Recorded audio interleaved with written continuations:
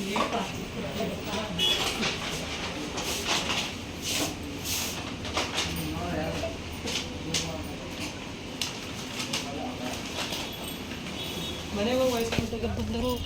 Hi ನಮಸ್ಕಾರ fam ಸುಮ್ಮನಿರು. Hello hi ನಮಸ್ಕಾರ fam, welcome back to my YouTube channel Sheela Ramesh vlog. So fam ನೋಡ್ತಾ ಇದ್ದೀರಾ, ರೆಡಿಯಾಗಿ ಹೋಗ್ತಾ ಇದ್ದೀವಿ. ನನ್ನ ಚಾನಲ್ ಹೆಸ್ರನ್ನ ಶೀಲಾ ರಮೇಶ್ ವ್ಲಾಗ್ ಅಂತ ಇಡೋ ಬದಲಿಗೆ ಅಥವಾ ಡೈಲಿ ವ್ಲಾಗ್ ಅಂತ ಇಡೋ ಬದಲಿಗೆ ಶೀಲಾ ರಮೇಶ್ ಫಂಕ್ಷನ್ ವ್ಲಾಗ್ ಅಂತ ಇಟ್ಟಿದ್ದಿದ್ರೆ ಚೆನ್ನಾಗಿರೋದು. ನನ್ನ ಆಲ್ಮೋಸ್ಟ್ ವ್ಲಾಗ್ಗಳೆಲ್ಲ ಫಂಕ್ಷನ್ ಅಟೆಂಡ್ ಮಾಡೋದೇನೆ ಇರೋದು. ರಿಲೇಷನ್ಸ್ ಜಾಸ್ತಿ ಇದ್ದಾಗ ಇದೆಲ್ಲ ಕಾಮನ್. ಆ್ಯಂಡ್ ಇವತ್ತು ಕೂಡ ಒಂದು ಗೃಹ ಪ್ರವೇಶ, ಅಂದರೆ ನಮ್ಮ ದೊಡ್ಡಮ್ಮನ ಮಗ ಮನೆ ಕಟ್ಟಿದ್ದಾರೆ, ಅಲ್ಲಿಗೆ ಹೋಗ್ತಾ ಇದ್ದೀವಿ. ತುಂಬ ಲಾಂಗ್ ಜರ್ನಿ ಅಂತ ಹೇಳ್ಬೋದು. KR ನಗರದಿಂದ ಆಚೆ ಹಳೆಮಿರ್ಲಿ ಅಂತ ಹೇಳಿ ಅಲ್ಲಿಗೆ ಹೋಗ್ತಾ ಇದ್ದೀವಿ ಗೃಹ ಪ್ರವೇಶಕ್ಕೆ. ಯಾರೆಲ್ಲ ಹೋಗ್ತಾ ಇದ್ದೀವಿ, ಹಿಂಗೆಲ್ಲ ಇರುತ್ತೆ, ಅದನ್ನು ತೋರಿಸ್ತೀನಿ. ಯಾರಾದರೂ ನನ್ನ ಚಾನಲನ್ನು ಸಬ್ಸ್ಕ್ರೈಬ್ ಮಾಡಿಲ್ಲ ಅಂದರೆ ಪ್ಲೀಸ್ ಮೊದಲು ಹೋಗಿ ನನ್ನ ಚಾನಲನ್ನು ಸಬ್ಸ್ಕ್ರೈಬ್ ಮಾಡ್ಕೊಳ್ಳಿ. ಹಾಗೆ ವಿಡಿಯೋ ಇಷ್ಟ ಆದರೆ ಲೈಕ್ ಮಾಡಿ, ಶೇರ್ ಮಾಡಿ, ಕಮೆಂಟ್ ಮೂಲಕ ಹೆಂಗೆ ಬಂತು ಅಂತ ತಿಳಿಸೋದನ್ನು ಮರಿಬೇಡಿ. ಎಲ್ಲೂ ಕೂಡ ಮಿಸ್ ಮಾಡಿದೆ, ಸ್ಕಿಪ್ ಮಾಡಿದೆ, ವಿಡಿಯೋ ಪೂರ್ತಿ ನೋಡಿ ಅಂತ ಹೇಳ್ತಾ ಬನ್ನಿ, ಸಿಗ್ತೀನಿ. Tell me what happening? Tell me what happening? ಇವಾಗ ನಾವು ಹೋಗ್ತಾ ಇರೋದೇನೆ KR ನಗರದಿಂದ ಆಚೆ ನಮ್ಮ ಅಣ್ಣವ್ರ ಮನೆ ಗೃಹ ಪ್ರವೇಶ ಹಳೆಮಿರ್ಲೆ ಅಂತೇಳಿ ಅಲ್ಲಿಗೆ ಹೋಗ್ತಾ ಇದ್ದೀವಿ. ನಮ್ಮ ಇನ್ನೊಂದು ದೊಡ್ಡಮ್ಮನ ಮಗ ಅಂದರೆ ಅಣ್ಣ ಮತ್ತು ಅಕ್ಕ ಇಬ್ಬರೂ ಕೂಡ ಹೋಗ್ತಾಯಿದ್ರು. ಸೊ ನಮ್ಮನ್ನು ಕೂಡ ಪಿಕ್ ಮಾಡಿ ಅಂತ ಹೇಳಿದ್ವಿ. ಸರಿ ಅಂತ ಹೇಳಿ ಕರ್ಕೊಂಡು ಹೋಗ್ತಾ ಇದ್ದಾರೆ. ಆನ್ ದ ವೇನಲ್ಲಿ ಅಮ್ಮನೂ ಸಿಕ್ಕಿದ್ರು, ಅವರನ್ನು ಕೂಡ ಕರ್ಕೊಂಡು ಹೊರಟ್ವಿ.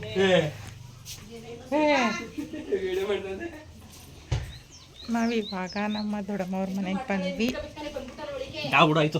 ನೀನೆಲ್ಲಗೆಲ್ಲ ಓದಿಯೇ ಕಳ್ಳನ ಮಕ್ಕಳ ಎಲ್ಲ ಫೋನ್ ತಂದರೆ ಓಡೈತವೆ. ಚಂಗೋಲಿಯ ಫೋನ್ ತಂದರೆ ಓಡೈತವೆ ಎಲ್ಲ. ಹಳೆ ಮನೆ ನೋಡಿ ಎಷ್ಟು ಚೆನ್ನಾಗೈತೆ, ಹಳೆಮಿರ್ಲೆ. ಅವ್ರ ಮಗ ಬಂದು ಅಲ್ಲಿ ಮನೆ ಕಟ್ಟಿರೋದು ಕಾಣಿಸ್ತೈತಲ್ಲ. ಮನೆ ತೋರಿಸ್ತೀನಿ ಬನ್ನಿ. ಆಯ್ ಮಾಡಿ ಬಾಬಾ, ಆಯ್ ಮಾಡಿ ಬಾಬಾ, ಆಯ್ ಅನ್ನಿ ಫೋನ್ಗೆ. ಇವರು ನಮ್ಮ ದೊಡ್ಡಮ್ಮನ ಮಗಳು, ಅಂದರೆ ನಮ್ಮ ಅಕ್ಕವರ ಯಜಮಾನ್ರು. ಹಂಗೆ ಹಿಂಗೆ ಬಂದರೆ ಇಲ್ಲೊಂದು ಎಂಟ್ರೆನ್ಸು. ಅಡುಗೆ ಮನೆ ಎಷ್ಟು ಚೆನ್ನಾಗಿತ್ತು ನೋಡಿ. ಎಲ್ಲ ಗೃಹ ಪ್ರವೇಶದ ಮನೆಗೆ ಹೋಗೋದು ಬಿಟ್ಬಿಟ್ಟು ಇಲ್ಲಿ ಕೂತ್ಕೊಂಡು ಮಾತಾಡ್ತವ್ರೆ. ನಮ್ಮ ಅಕ್ಕನ ಹತ್ರದಿಂದ ತೋರಿಸ್ತೀನಿ ನೋಡಿ.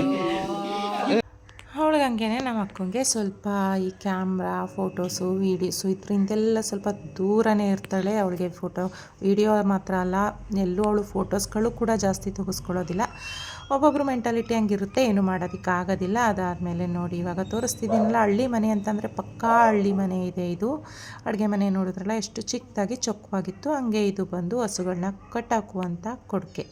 ಹಾಗೆ ಅದ್ರ ಹಿಂದೆಗಡೆ ಬಂದರೆ ಇದನ್ನು ಒಪ್ಪರ್ ಅಂತ ಕೂಡ ಹೇಳ್ತಾರೆ. ಹಿಂದೆಗಡೆ ಓಡಾಡುವಂಥ ಜಾಗ ಎಷ್ಟು ಚೆನ್ನಾಗಿದೆ ನೋಡಿ. ಅದ್ರ ಜೊತೆಯಲ್ಲಿ ಒಂದು ಪುಟ್ಟು ಕರು ಮಲಗಿತ್ತು, ಹಾಗೆ ಕೋಳಿಗಳು ಕೂಡ ಇದ್ವು. ಎಷ್ಟು ಚೆನ್ನಾಗಿದೆ ಅಲ್ವಾ. ಪಕ್ಕಾ ಹಳ್ಳಿ ವಾತಾವರಣಕ್ಕೆ ಹೊಂದ್ಕೊಳ್ಳುವಂಥ ಮನೆ ಅಂತಲೇ ಹೇಳ್ಬೋದು. ಒಂದು ರೀತಿಯಲ್ಲಿ ಡೈಲಿ ಇರೋದಕ್ಕೆ ಆಗುತ್ತಾ ಇಲ್ವೋ ಗೊತ್ತಿಲ್ಲ, ಆದರೆ ಈ ರೀತಿಯಲ್ಲಿ ಒಂದೊಂದು ದಿನ ಬಂದು ನೋಡೋದಕ್ಕಂತೂ ಸಿಕ್ಕಾಪಟ್ಟೆ ಖುಷಿಯಾಗುತ್ತೆ. ಈ ಒಂದು ವಾತಾವರಣ ಆಗಿರ್ಬೋದು, ಈ ಥರ ಮನೆ ಇರ್ಬೋದು. ಹಸು, ದನ, ಕರು, ಕೋಳಿ, ಏನೋ ಒಂಥರ ಗುಡ್ ಫೀಲ್ ಕೊಡುತ್ತೆ. ತುಂಬ ಇಷ್ಟ ಆಗುತ್ತೆ, ಖುಷಿ ಆಗುತ್ತೆ. ಆ ಕರುನು ಆ ಕೋಳಿಗಳ್ನು ನೋಡ್ತಾ ಇದ್ರೇ ಒಂಥರ ಖುಷಿ ಆಗ್ತಾಯಿತ್ತು. ನಿಮಗೂ ಹಂಗೆ ಅನ್ನಿಸ್ತಿದೆಯಾ? ಬನ್ನಿ ಹೋಗೋಣ ಈಗ ಗೃಹ ಪ್ರವೇಶದ ಮನೆಗೆ. ಹಾಗೆ ಇವಾಗ ನಾವು ಗೃಹ ಪ್ರವೇಶದ ಮನೆಗೆ ಬಂದ್ವಿ. ಇಲ್ಲಿ ಜಾಸ್ತಿ ಟೈಮ್ ಸ್ಪೆಂಡ್ ಮಾಡಿದ್ವಿ, ಬಟ್ ನಾವು ಅದನ್ನು ಜಾಸ್ತಿ ಕ್ಲಿಪ್ಪಿಂಗ್ ತೊಗೊಳ್ಳಿಲ್ಲ ಇಲ್ಲಿ ಅಂತೇಳಿ ಸಿಂಪಲಾಗಿ ಒಂದು ಕ್ಲಿಪ್ಪಿಂಗ್ನ ತೊಗೊಂಡೆ. ಹಾಗೆ ಇಲ್ಲಿ ಬಂದು ರೆಡ್ ಸ್ಯಾರಿನ ವೇರ್ ಮಾಡಿರುವಂಥ ಹುಡುಗಿ ಬಂದು ನಮ್ಮ ಅಣ್ಣನ ಮಗಳು. ಹಾಗೆ ಇವರು ಇರೋದು ಬಂದು KR ಪೇಟೆನಲ್ಲಿ, ಸಿಟಿ ಟೌನಲ್ಲೇ ಇರೋದು. ಅದಕ್ಕೆ ಬಂದು ಬ್ಯೂಟಿಷಿಯನ್ ಆಗಿದ್ದಾರೆ. ಆ್ಯಂಡ್ ಅಣ್ಣನಿಗೂ ಕೂಡ ಅಲ್ಲೇ ವರ್ಕ್ ಇರೋದ್ರಿಂದ, ಮಕ್ಳುಗಳು ಕೂಡ ಎಜುಕೇಷನ್ ಎಲ್ಲ ಮಾಡ್ತಿರೋದ್ರಿಂದ ಅಣ್ಣ ಅದಕ್ಕೆ ಬಂದು KR ಪೇಟೆಯಲ್ಲೇ ಅಲ್ಲೂ ಸೈಟ್ ತೊಗೊಂಡು ಮನೆಯೆಲ್ಲ ಕಟ್ಕೊಂಡಿದ್ದಾರೆ. ಬಟ್ ವಿಲೇಜಲ್ಲಿ ಬಂದಾಗ ಹೋದಾಗ ಇರಲಿ ಅಂತ ಹೇಳಿ ಇಲ್ಲೂ ಕೂಡ ಇವಾಗ ರೀಸೆಂಟಾಗಿ ಮನೆನ ಕಟ್ಟಿ ಗೃಹ ಪ್ರವೇಶ ಮಾಡಿತ್ತು. ಅಲ್ಲಿ ಜಾಸ್ತಿ ಕ್ಲಿಪ್ಪಿಂಗ್ಸ್ ತೊಗೊಳ್ಳಿಲ್ಲ, ತುಂಬ ದಿನ ಆದಮೇಲೆ ಎಲ್ಲರೂ ಒಟ್ಟಿಗೆ ಸೇರಿದ್ರಿಂದ ಅಲ್ಲಿ ಮಾತಾಡ್ಕೊಂಡು ಕತೆ ಆಡ್ಕೊಂಡು ತುಂಬ ಟೈಮ್ ಸ್ಪೆಂಡ್ ಮಾಡಿದ್ವಿ. ಬಟ್ ವೀಡಿಯೋಸ್ ಎಲ್ಲ ಮಾಡ್ಕೊಳಕ್ಕಾಗಲಿಲ್ಲ. ಇನ್ನು ಅಲ್ಲಿ ಸ್ವಲ್ಪ ಹೊತ್ತು ಕೂತಿದ್ದು ಎಲ್ಲರ ಜೊತೆ ಮಾತಾಡಿಕೊಂಡು ಮಾಡಿಕೊಂಡು ಊಟ ಎಲ್ಲ ಮುಗಿಸ್ಕೊಂಡು ನಾವು ಮತ್ತೆ ವಾಪಸ್ ರಿಟರ್ನ್ ಹೊರಟ್ವಿ. ಹೋಗ್ಬೇಕಾದ್ರೆ ಮತ್ತೆ ಆನ್ ದ ವೇನಲ್ಲಿ ಅಮ್ಮನ್ನ ಮನೆಗೆ ಡ್ರಾಪ್ ಮಾಡೋಣ ಅಂತ ಹೇಳಿ ಅಣ್ಣ ಅಕ್ಕ ಮತ್ತು ನಾವು ಎಲ್ಲರೂ ನಮ್ಮ ಮನೆಗೆ ಬಂದ್ವಿ. ಬರುವಷ್ಟರಲ್ಲಿ ನನ್ನ ದೊಡ್ಡ ಮಗ ಇಲ್ಲೇ ಇದ್ದಿದ್ದರಿಂದ ಅವನು ಜ್ಯೂಸೇನು ಕಲ್ಲಂಗಡಿ ಹಣ್ಣು ಜ್ಯೂಸನ್ನ ಮಾಡ್ತೀನಿ ಅಂತ ಹೇಳಿ ಹಾಲಲ್ಲೇ ಮಿಕ್ಸಿನ ಇಟ್ಕೊಂಡು ಈ ರೀತಿನಲ್ಲಿ ಎಲ್ಲನೂ ಗಬ್ಬು ಇಳಿಸ್ಕೊಂಡು ಕೂತಿದ್ದ. ಏನು ಮಾಡೋಕ್ಕಾಗಲ್ಲ ಅಂತ ಹೇಳಿ ನಾನು ಅಕ್ಕ ಅದನ್ನು ಸ್ವಲ್ಪ ಸರಿ ಮಾಡಿಕೊಟ್ವಿ. ಮಾಡ್ಕೊಂಡ್ಮೇಲೆ ಎಲ್ಲರೂ ಅಲ್ಲೂ ಕೂಡ ಮನೆಯಲ್ಲೂ ಒಂದು 5 ನಿಮಿಷ ಅಂದರೆ ಅಣ್ಣಂಗೆ ವರ್ಕ್ ಇತ್ತು, ಸ್ವಲ್ಪ ಬೇಗ ಹೋಗಬೇಕು ಅಂತ ಹೇಳ್ತಾ ಇದ್ದ. ಹಂಗಾಗಿ ಜಾಸ್ತಿ ಹೊತ್ತೇನು ಕೂತ್ಕೊಳ್ಳೋಕ್ಕಾಗಲಿಲ್ಲ. ಹಾಗೆ ನಮಗೂ ಕೂಡ ಇನ್ನೊಂದು ಫಂಕ್ಷನ್ಗೆ ಅಟೆಂಡ್ ಮಾಡೋದಿತ್ತು, ಅಲ್ಲಿಗೂ ಹೋಗ್ಬೇಕಿತ್ತಲ್ಲ.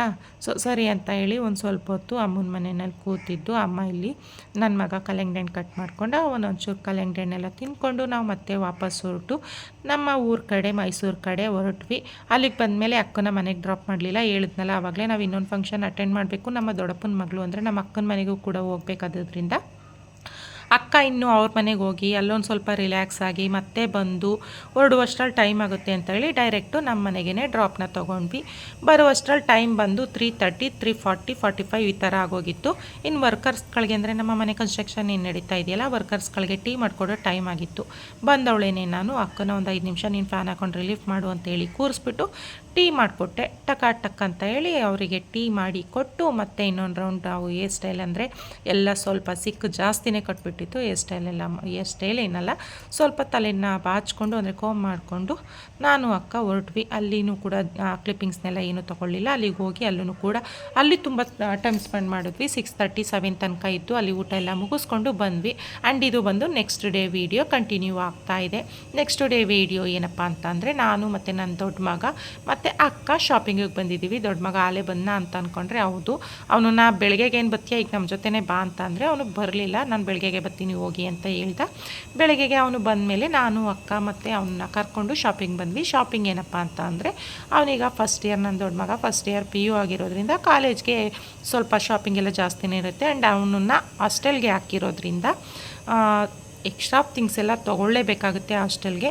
ಇಲ್ಲೇ ಆಗಿದ್ದಿದ್ರೆ ಅವಾಗವಾಗ ಶಾಪ್ ಮಾಡ್ಕೊಬೋದಿತ್ತು, ಬಟ್ ಅಲ್ಲಿಗೆ ಕಳಿಸೋದ್ರಿಂದ ಹೆವಿ ಶಾಪ್ ಇರುತ್ತಲ್ವ, ಸೊ ಶಾಪಿಂಗಿಗೆ ಬಂದಿದ್ದೀವಿ. ಶಾಪಿಂಗ್ ಮಧ್ಯದಲ್ಲೇ ತುಂಬ ಟೈಮ್ ಆಯಿತು, ಹೊಟ್ಟೆ ಹಸಿವುತ್ತಾಯಿತು ಅಂತ ಹೇಳಿ ನಾನು ಅಕ್ಕ ಮತ್ತು ಮಗ ಊಟಕ್ಕೆ ಬಂದ್ವಿ. ಆ ಹೋಟೆಲ್ ಬಂದು ತ್ರಿಬಲಾರಿಗೆ ಬಂದ್ವಿ. ತ್ರಿಬಲಾರಿಗೆ ಬಂದಮೇಲೆ ಗೊತ್ತೇ ಇರುತ್ತಲ್ವ, ಅಕ್ಕ ಮತ್ತು ನನ್ನ ಮಗ ಬಿರಿಯಾನಿನ ತೊಗೊಂಡ್ರು. ನಾನಿವತ್ತು ನಾನ್ ವೆಜ್ ನಾಟ್ ಅಲೋ ಇರೋದ್ರಿಂದ ವೆಜ್ನ ತೊಗೊಂಡೆ, ಅಂದರೆ ಫುಲ್ ಮೀಲ್ಸ್ನ ತೊಗೊಂಡೆ. ಅವರು ಬಿರಿಯಾನಿ ಮತ್ತು ಫ್ರೈನ ತೊಗೊಂಡ್ರು. ಎಲ್ಲ ಊಟ ಮುಗಿಸ್ಕೊಂಡು ಮತ್ತೆ ನೆಕ್ಸ್ಟು ಶಾಪಿಂಗಿಗೆ ಬಂದ್ವಿ.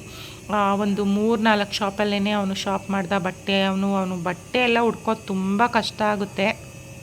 ಅಲ್ಲಿ ಇಲ್ಲಿ ಅಂತ ಚೆನ್ನಾಗಿ ಸುತ್ತಾಡಿಸ್ತಾ ಕೊನೆಗೆ ಒಂದಷ್ಟು ಶಾಪಿಂಗ್ನ ಮಾಡ್ದೆ. ಬಟ್ ಕಂಪ್ಲೀಟ್ ಆಗಿಲ್ಲ, ಇನ್ನೂ ಕೂಡ ಶಾಪಿಂಗ್ ಬ್ಯಾಲೆನ್ಸ್ ಇದೆ. ಆದರೂ ಪರವಾಗಿಲ್ಲ, ತೊಗೊಳ್ಳುವಷ್ಟು ತೊಗೊಂಡಾದಮೇಲೆ ಮಾರ್ಕೆಟಲ್ಲಿ ಸ್ವಲ್ಪ ಪೂಜಾ ಸಾಮಗ್ರಿಗಳೆಲ್ಲ ತೊಗೊಳೋದಿತ್ತು. ಹಾಗಾಗಿ ಅಲ್ಲಿಗೂ ಕೂಡ ಬಂದ್ವಿ. ಮಾರ್ಕೆಟಲ್ಲಿ ಪೂಜಾ ಸಾಮಗ್ರಿಗಳೆಲ್ಲನೂ ತೊಗೊಂಡಾದ್ಮೇಲೆ ನೆಕ್ಸ್ಟು ಹೋಗ್ಬೇಕಾಗಿರೋದೇನೆ ಅವನಿಗೆ ವಾಚ್ ಶಾಪ್ ಮಾಡಬೇಕು. ವಾಚ್ ಶಾಪ್ ಮಾಡೋದಕ್ಕೆ ಅಂತ ಹೇಳಿ ಅಕ್ಕ ಅವನಿಗೆ ವಾಚ್ ಗಿಫ್ಟನ್ನ ಕೊಡ್ತಾ ಇದ್ದಾಳೆ.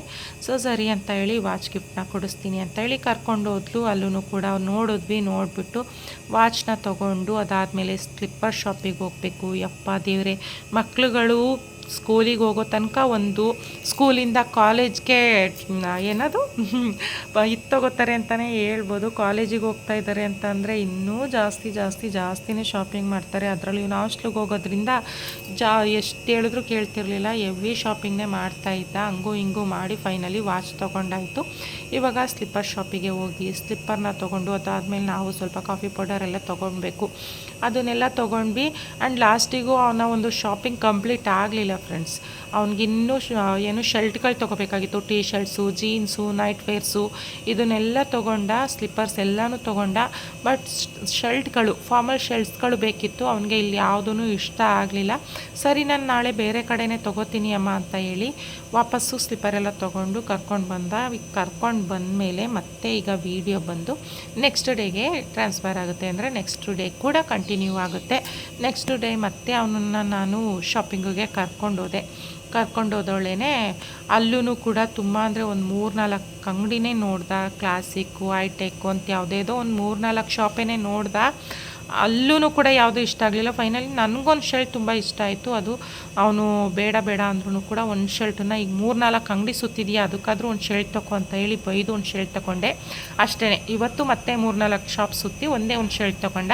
ಮತ್ತು ಅಕ್ಕನ ಕರ್ಕೊಂಡು ನಾನು ಹೊರಗಡೆ ಬೇರೆ ಕಡೆ ತಗೋತೀನಿ ಕಣಮ್ಮ ಅಂತಂದ. ಸರಿ ನಿಮ್ಮ ಅಕ್ಕನೇ ಕರ್ಕೊಂಡೋಗಿ ತಗೊಳಪ್ಪ ಅಂತ ಹೇಳಿ ಒಂದೇ ಒಂದು ಶರ್ಟ್ನ ತಗೊಡ್ಕೊಂಡು ಬೈಕೊಂಡು ಹಿಂಗೆಲ್ಲ 3 ದಿನದಿಂದ ಶಾಪಿಂಗ್ ಮಾಡಿಸಿದ್ರು ಶಾಪಿಂಗ್ ಕಂಪ್ಲೀಟ್ ಮಾಡ್ಕೊಳ್ಳಿಲ್ವಲ್ಲ ಅಂತ ಬೈಕೊಂಡು ಒಂದು ಶರ್ಟ್ ತಗೊಡ್ಕೊಂಡು ಮನೆಗೆ ಕರ್ಕೊಂಡು ಹೋದೆಪ್ಪ. ಇದಾಗಿತ್ತು ಈ ಒಂದು 3 ದಿನದ ಕಂಪ್ಲೀಟ್ ವ್ಲಾಗ್ ಅಂತಲೇ ಹೇಳ್ಬೋದು.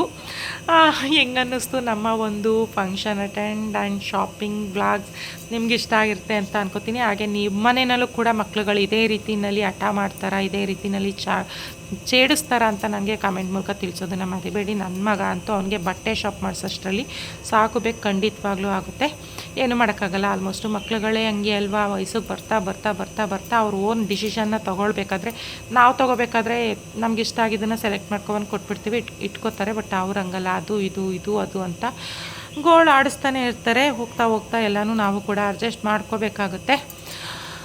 ಇಟ್ಸ್ ಓಕೆ, ಏನು ಮಾಡೋಕ್ಕಾಗಲ್ಲ. ಆ್ಯಂಡ್ ಈ ಒಂದು ವೀಡಿಯೋನ ಇಲ್ಲಿಗೆ ಎಂಡ್ ಮಾಡ್ತಾಯಿದ್ದೀನಿ. ಇವತ್ತಿನ ಒಂದು ವೀಡಿಯೋ ನಿಮ್ಮೆಲ್ರಿಗೂ ಇಷ್ಟ ಆಗಿರುತ್ತೆ ಅಂತ ಕೂಡ ಅನ್ಕೋತೀನಿ. ಇಷ್ಟ ಆಗಿದ್ರೆ ಲೈಕ್ ಮಾಡಿ, ಶೇರ್ ಮಾಡಿ, ಕಮೆಂಟ್ ಮೂಲಕ ಹೆಂಗೆ ಬಂತು ಅಂತ ತಿಳಿಸೋದನ್ನು ಮರಿಬೇಡಿ. ಮತ್ತೆ ನಾನು ನಿಮಗೆ ಇನ್ನೊಂದು ಒಳ್ಳೆ ವೀಡಿಯೋಲಿ ಸಿಗ್ತೀನಿ ಅಂತ ಹೇಳ್ತಾ, until then take care, bye bye and love you all.